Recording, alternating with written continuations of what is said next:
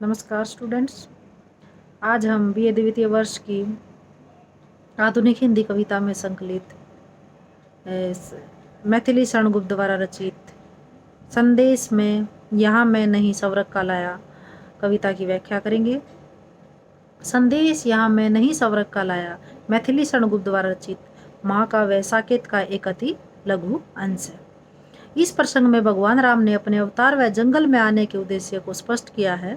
भगवान राम कहते हैं कि प्रत्येक व्यक्ति को अपनी रक्षा का अधिकार हो और राजा को सबकी सुविधा का ध्यान रहे।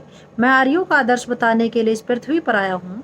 लोक कल्याण को प्रथम स्थान देता हूँ तथा धन को गौण मानता हूँ। सुख शांति की स्थापना ही मेरे अवतरण का कारण है। मैं उन्हें अभय प्रदान करने आया हूँ जो दुखी, विकल, विवश, निर्बल, दिनहीन और भयभीत हैं। धरती पर स्वर्ग का संदेश नहीं बल्कि इस धरती को ही स्वर्ग में परिवर्तित करने के लिए आया हूँ। तो इस कविता की पंक्तियां पढ़ेंगे।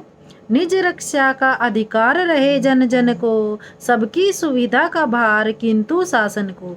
मैं आर्यों का आदर्श बताने आया, जन सम्मुख धन तुच्छ जताने आया। सुख शांति हेतु मैं क्रांति मचाने आया, विश्वासी का विश्वास बचाने आया। तो प्रसंग तो वही जो हम रोज लिखते हैं वैसे ही कि प्रस्तुत पद्यांश हमारी हिंदी की पाठ्य पुस्तक आधुनिक हिंदी कविता में संकलित कविता संदेश या मैं नहीं सवरक का लाया से अवतरित है। इसके रचयिता द्विवेदी युगीन सर्वाधिक प्रसिद्ध कवि मैथिली शरणगुप्त हैं। मूल रूप से यह कविता उनके द्वारा रचित महाकाव्य साकेत से उद्धृत है। इस पद्यांश में महाकाव्य के नायक राम ने अपने अवतार व जंगल में आने का उद्देश्य बताया है। वैसे साकेत उर्मिला को केंद्र में रखकर लिखी गई कविता है, महाकाव्य है। तो यहाँ पर भगवान राम कहते हैं कि देश के प्रत्येक व्यक्ति को अपनी सुरक्षा करने का अधिकार है, परंतु प्रत्येक व्यक्ति की सुविधा का ध्यान रखना शासन का कार्य है। भारतीय आर्यों का यही आदर्श रहा है। भगवान राम कहते हैं कि मैं भारतीयों के इसी आदर्श को जन जन को बताने के लिए यहाँ पर आया हूँ। मैं यहाँ इसलिए आया हूँ ताकि बता सकूँ कि मनुष्य के समक्ष धन कितना छोटा है या तुच्छ है। मैं समस्त प्राणी जगत की सुख व शांति हेतु यहाँ क्रांति मचाने आया हूँ। मैं यहाँ इसलिए आया हूँ कि जो ईश्वर पर विश्वास करने वाले व्यक्ति हैं उनका ईश्वर के प्रति विश्वास बचा रहे। अगला पद्यांश पढ़ेंगे। मैं आया उनके हेतु की जो तापित हैं, जो विवश विकल बलहीन दीन सापित हैं। हो जाए अभय वे जिन्हें की भय साबित भाषित है, जो कोणप कुल से मुख सदृश शासित है। मैं आया जिसमें बनी रहे मर्यादा, बच जाए परले से मिटे न जीवन सादा। सुख देने आया दुख झेलने आया, मैं मनुष्य तव का नाट्य खेलने आया। यहाँ पर एक शब्द है कोणप कुल। कोणप कुल का मतलब होता है राक्षसों का समूह, और भाषित का अर्थ होता है दिखाई न देना।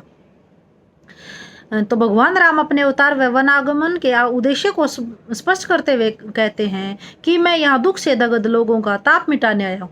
मैं यहाँ उन लोगों को भयहीन करने आया हूँ जो मजबूर, बेचैन, कमजोर, दिनहीन है, जो शापग्रस्त हैं, जिन्हें भय सदैव भाषित होता रहता है। मैं उन लोगों को भयमुक्त करने आया हूँ जो राक्षसों के शासन से भयभीत होने के कारण मौन हो गए हैं।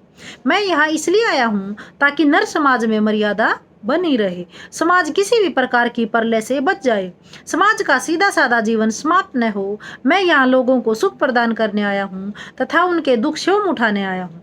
मैं यहाँ मानवता का नाटक खेलने आया हूँ, अर्थात समाज में मानवतावाद की भावना का विकास करने के लिए मैं यहाँ पर आया हूँ। मैं यहाँ एक अवलंब छोड़ने आया, गढ़ने आया हूँ नहीं तोड़ने आया। मैं यहाँ जोड़ने नहीं बांटने आया, जगदुपवन के जंखाड़ छाड़ने आया। मैं राज्य भोगने नहीं भुगाने आया, हंसों को मुक्ता मुक्ति चुगाने आया। भव में नव वैभव व्याप्त कराने आया, नर को ईश्वरता प्राप्त कराने आया। भगवान राम अपने आगमन के उद्देश्य को स्पष्ट करते हुए कहते हैं कि मैं यहाँ एक सहारा छोड़ने आया हूँ, मैं यहाँ नव निर्माण करने आया हूँ। मैं यहाँ किसी चीज को तोड़ने के लिए नहीं अपितु उसे बांटने के लिए आया हूँ। मैं संसार रूपी बगीचे की सूखी झाड़ियों को दूर करने आया हूँ। मैं यहाँ राज्य भोगने के लिए नहीं बल्कि लोगों को राज्य कराने के लिए आया हूँ। मैं यहाँ हंसों को मोती चुगाने आया हूँ, अर्थात विद्वानों का सम्मान बढ़ाने आया हूँ। इस संसार में नया वैभव फैलाने आया हूँ। मैं यहाँ इसलिए आया हूँ ताकि मनुष्य को देवत्व प्राप्त करवा सकूँ, अर्थात मैं मनुष्यों में देवीय गुणों से भर सकूं। संदेश यहाँ मैं नहीं स्वर्ग का लाया, इस भूतल को ही स्वर्ग बनाने आया, अथवा आकर्षण पुण्य भूमि का ऐसा अवतरित हुआ मैं आप पूछ फल जैसा। भगवान राम अपने आगमन के उद्देश्य को फिर से स्पष्ट करते हुए कहते हैं कि मैं यहाँ स्वर्ग का संदेश लेकर नहीं आया हूँ, अपितु इस धरती को ही स्वर्ग बनाने आया हूँ, अर्थात इस धरती को स्वर्ग तुल्य धन धान्य से परिपूर्ण करने आया हूँ। भगवान राम कहते हैं कि ऐसा भी संभव है कि मैं इस पवित्र भूमि के आकर्षण से मोहित हो किसी श्रेष्ठ फल की बात यहाँ अवतरित हुआ हूँ। तो यहाँ पर धरती को स्वर्ग समान समृद्धशाली बनाने की कवि की भावना मुखरित हुई है। भाषा इसकी सहज सरल व भावानुकूल खड़ी बोली है। तत्सम व तद्भव शब्दावली का कवि ने यहाँ पर प्रयोग किया है। प्रसाद गुण सभी जगह व्याप्त है। और प्रसाद गुण क्या होता है? जिस काव्य को पढ़ते ही अर्थ समझ में आ जाए तो उसे प्रसाद गुण कहते हैं। प्रसाद का अर्थ होता है प्रसन्नता, जो गुण चित्त में शीघ्र व्याप्त हो जाए। जिस तरह से सरोवर में हम देखते हैं, तालाब में देखते हैं, अगर पानी गंदला हो तो कुछ दिखाई नहीं देता, अगर पानी साफ हो तो बिल्कुल नीचे का तली तक का सब कुछ साफ दिखाई देता है। उसी तरह से प्रसाद गुण भी हमारे चित्त में शीघ्र ही व्याप्त हो जाता है। अनुप्रास, संदेह व उपमा अलंकारों का प्रयोग किया है।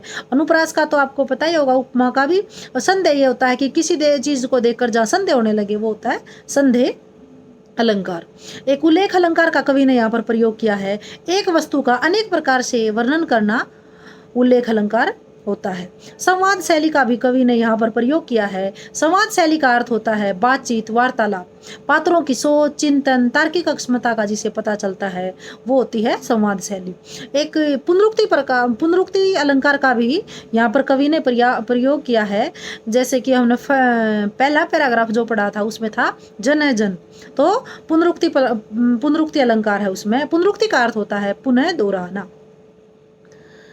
धन्यवाद।